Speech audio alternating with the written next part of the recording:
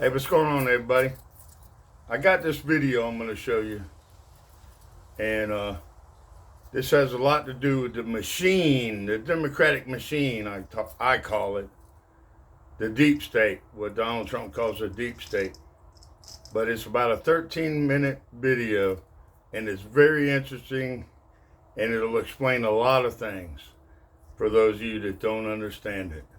So I hope you enjoy the video. Leave me some comments. Let me know what you think of the video. And if I should put some more out there like that, like the video that I'm going to show you. But let me know your thoughts definitely in the comment section below.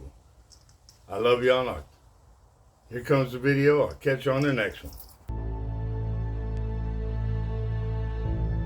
Have you ever wondered why we go to war? Or why you never seem to be able to get out of debt? Why there is poverty, division, and crime? What if I told you there was a reason for it all? What if I told you it was done on purpose? What if I told you that those who were corrupting the world, poisoning our food, and igniting conflict were themselves about to be permanently eradicated from the earth? You might think that an idealistic fantasy. Well, let me tell you a story. We acknowledge there are criminals, of course. They rob your house, they steal your phone. They can murder you too if they think they can get away with it. We have all experienced criminals in one way or another. Criminals, as we know, are those who choose personal gain over the rights of others and have no regard for the law. But here is where you need to expand your thinking. Criminals can also succeed in business and politics and can be elected as our leaders. If a criminal became the president, imagine what they could achieve. They could use the full weight of their executive power to commit much larger crimes and ensure they and their friends were enriched to the fullest extent possible. A criminal president could create alliances with other criminal presidents and then collaborate on more global criminal activities. Anything goes. Drug running, human trafficking, whatever makes the big bucks. The 20th century was turbulent with war, economic disaster, famines, and displacement. We have always accepted these things as just human nature, and simply the way the world works. Something inevitable, and due to the weaknesses of human nature that drive us to these actions. This is where we were all tragically wrong. You are not a criminal. I'm not a criminal. So how can we just assume that it is human nature that is driving all this pain and misery? What if it wasn't human nature at all, and as a result of something more deliberate? We were taught that capitalism was the cause of a massive rich-poor divide and the reason for poverty, which in turn is the reason for war, crime, and starvation. Others were taught that communism, the system of equal wealth across all people, was really to blame for the mess. But you see, folks, it is none of these things. It is not our nature to fight and be racist. It is not in our nature to rob from others. What you must learn is that it was the criminals all along. Yes, they got power. More power than a criminal should ever have. They rose to the top of media companies that control our news and entertainment. They ascended to the top of the banking system, also to the Oval Office, to Brussels, to the Vatican, to the Crown. They crept in quietly. They became leaders of agricultural companies who have control over our food supply. Also big pharmaceutical companies, the ones we trust to help us when we're sick. Nobody stopped them, and they just recruited more criminals to help them. First, they accumulated the world's wealth. They invented a system of money called central banking, which lends money to governments with interest, placing countries into eternal debt. People's wealth got less. Their wealth got more. Much more. When a criminal is already as rich as they can get, then protecting their ill-gotten gains becomes the priority.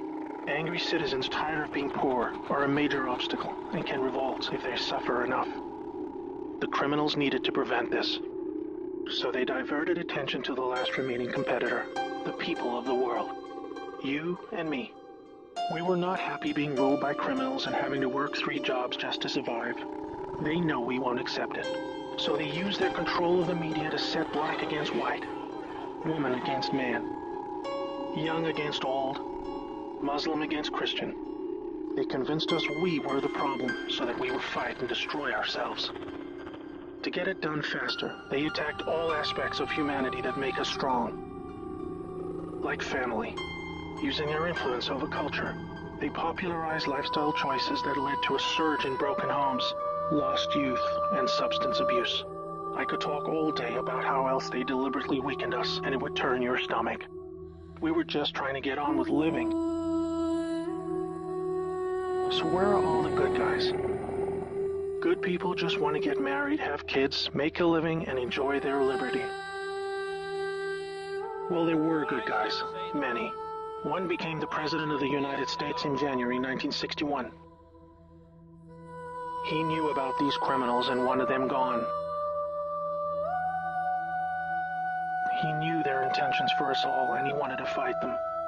Sadly, he had no idea how powerful they had become. Reagan also had good intentions for the American people. He knew this criminal mafia controlled almost everything by the stage, including the powerful rogue intelligence agencies. His economic policies were promising, but the criminals needed a weak America to hold on to their power. Reagan was shown with a bullet that a growing U.S. economy and prosperous citizens were not what the criminals wanted.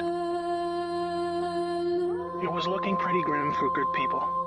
Every time someone wanted to stand up and do the right thing, they got stopped. Were we ever to be freed? These criminals are also known as the Deep State, or Cabal, because of how they control things behind the scenes.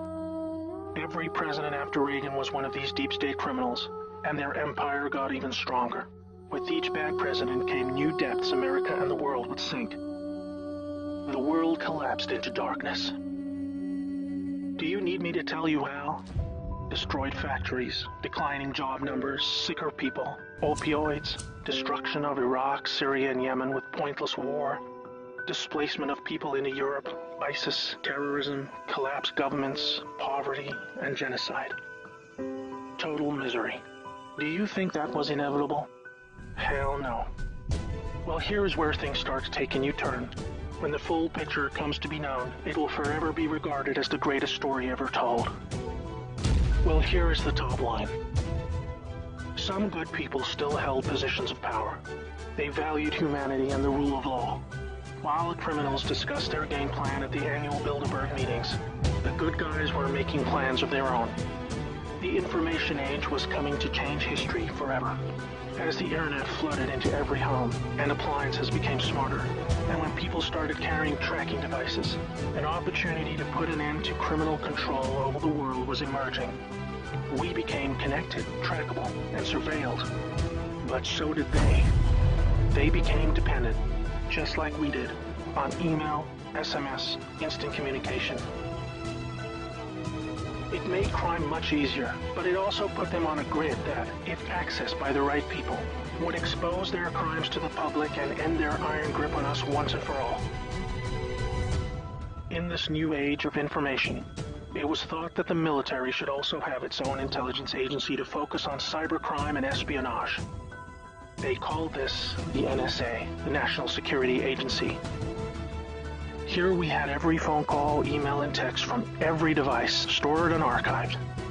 Whether it be someone making a doctor's appointment, or the deep state setting up a massive heroin purchase from the Taliban. In the right hands, it would be enough information to expose the entire sinister criminal plot to rob us blind and wipe us out. Hold that thought. Now I need to explain the plan. The good guys were devising a plan to reclaim the world from the cabal and return it to the people. It would involve alliances with multiple countries, since the criminals had global rat lines, trade, and other infrastructure in place that would need their cooperation. It came down to two choices for America. Launch a military coup to seize the government from whichever cabal puppet was in the White House at the time. Or win legitimately, take control of the NSA, expose the criminals for what they are, and arrest them all. Obviously, the first option would be very troubling for the public. With people still preoccupied with cabal-engineered social issues, they would likely revolt and hurt themselves and others. No, it would have to be the latter. So they needed a candidate who could win, and who could win big. Many states like California had been so heavily inundated by criminals that even the voting machines were electronically set up to swing votes any which way. It would need to be a very decisive victory. good patriots in the U.S. military and their global partners asked Trump to run for president so they could take back control of America legitimately without alarming the public. Trump was a good choice, obviously, because he overcame the voter fraud and won. But he was a patriot, and he was loved and admired by the public. He was not interested in joining the cabal because they hated America, and he did not agree with them on that point. As soon as he showed interest in taking power, they activated their media assets to viciously turn on him. That's when we saw the sudden hatred emerge. Even when he won, the cabal still had no idea what he was a part of, and the sophisticated plan that was about to unfold against them. Shocked at their loss, they mobilized their full arsenal of intelligence, media, money, and technology to try and take back power. There are people at the top of the DOJ and FBI then put together a plan to frame Trump and have him impeached. This is where we come back to the NSA again. All messages were stored and could be used to expose this plot and prevent Trump's overthrow. An entire book will be written about the first 2 years of Trump's presidency. False flag terror attacks, down planes, missile alerts, assassination attempts. Here is the point. The world is currently experiencing a dramatic covert war of biblical proportions. Literally the fight for Earth, between the forces of good and evil. I can't put it in simpler terms, but I can say it appears the good guys are winning. The cabal had complete control over North Korea. They hijacked the Kim dynasty, took them hostage, and worked to build up a nuclear arsenal to threaten the world. Kim Jong-un suddenly embracing peace was simply because the deep state were beaten and driven out. ISIS was also destroyed in the year following Trump's win. We are all starting to see the pattern now, that enough time has passed, that our biggest global concerns are starting to recede, and peace is returning. It is all evidence that the good guys are winning the war. But we're still in the middle. While a lot is improving, it still puzzles many that most of these known criminals are still free, especially the higher-ups like Hillary Clinton, the Bushes, and Obama. That is coming in the next chapter of the story. That's why we have Q. The good guys with control over the NSA began the Q intelligence dissemination program to invoke an online grassroots movement that came to be called the Great Awakening. It started on underground internet channels and then moved to the mainstream. Q has been a fun distraction for those who follow world events and desire truth, but it is about to begin a much more important and necessary phase, keeping the public informed when the deep state war breaks out onto the surface. By this, I mean high-profile arrests. Yes, folks, the criminals I'm referring to are famous politicians, actors, singers, CEOs, and celebrities. People who have earned our trust, respect, and admiration. They have done very bad things that are all fully known and documented, and they will be severely punished. Those of us who have followed Q since the beginning will be here to help you make sense of the coming events. We are among the first to realize that our petty partisan divisions are just trivial distractions, and we are all enslaved by a hidden enemy. We realized that the problem was never capitalism or socialism, Democrat or Republican, black or white, Muslim or Christian. We know it was just very powerful criminals who had too much power. Fellow slaves, it's time to buckle your seatbelt, recognize your true enemy, and embrace a new future that we all owe to the brave patriots who risked their lives to achieve this victory against the greatest force of evil the world has ever known. May God bless America.